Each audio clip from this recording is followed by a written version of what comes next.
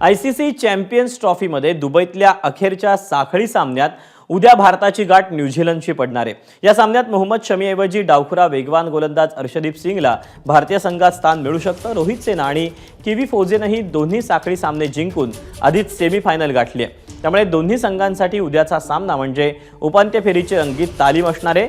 पण अ गटात अव्वल कोण या प्रश्नाचं उत्तर या सामन्यातून मिळणार आहे। ऑस्ट्रेलिया आणि दक्षिण आफ्रिका संघांनी ब गटातून उपांत्य फेरी गाठली आहे। त्यामुळे उपांत्य फेरीत भारतीय संघ त्यापैकी कोणत्या संघाशी खेळणार या प्रश्नाचं उत्तरही उद्याच्या सामन्यातून मिळणार आहे। याबाबत पाहूया थेट दुबईतून क्रिकेट समीक्षक सुनंदन लेलेंचा हा खास रिपोर्ट।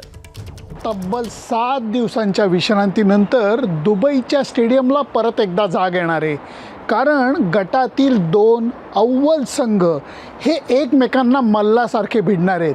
म्हणायला गेलं तर या मॅचच्या हार जितीवरती उपांत्य फेरीत कोण पोहोचणार हे ठरणार नाही आहे, परंतु या गटातनं पहिला क्रमांक कोणाचा येणार, त्यामुळे दुसऱ्या गटातल्या कोणाशी कोण संघ खेळणार या दृष्टीने हा सामना महत्त्वाचा आहे। भारत विरुद्ध न्यूझीलंड आणि त्याच्याही पेक्षा अत्यंत महत्त्वाचं म्हणजे या सामन्यामध्ये दोन्ही संघांची एका अर्थाने शक्ती परीक्षा होणार आहे, कारण सेमीफायनलमध्ये हे 2 संघ समोरच्या गटातील 2 संघांना भिडणार आहेत।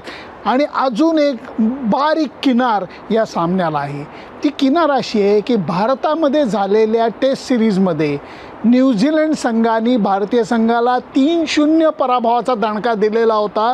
त्यामुळे काही प्रमाणात भारतीय संघाला हिशोब चुकता करायचा आहे।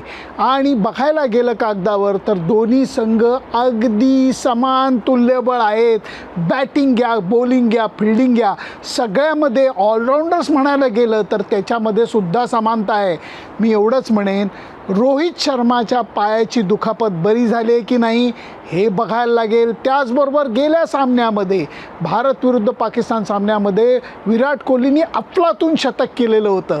आता न्यूझीलंड विरुद्धचा सामना हा त्याचा 300वा एकदिवसीय सामना असणार आहे।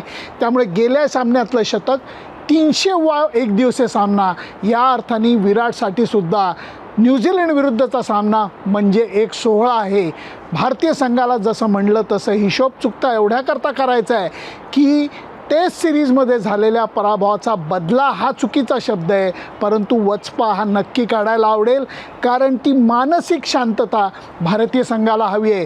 गंमत अशी झालेली आहे, भारतीय संघ दुबईमध्येच आहे, ह्याच्या उलट न्यूझीलंड संघ मात्र पाकिस्तानामध्ये फिरून मग दुबईमध्ये आलेला आहे।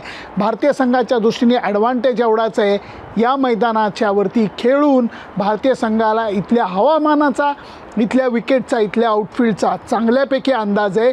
न्यूझीलंड संघ मात्र 1 दिवस सराव करून भारताविरुद्धच्या सामन्याला जाणार आहे।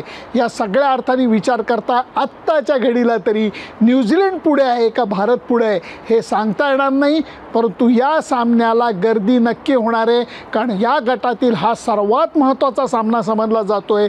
दुसरी गोष्ट म्हणजे पवित्र रमदान चालू झालेला आहे, तो महिना सुट्टीचा दिवस आहे, त्यामुळे हे मैदान भारत विरुद्ध न्यूझीलंड सामन्याला गजबजेल ह्याच्या बाबतीत संयोजकांच्या मनात तरी शंका नाही आहे। सुनंदन लेले, ABP माझा, दुबई। ABP माझा, उघडा डोळे बघा नीट।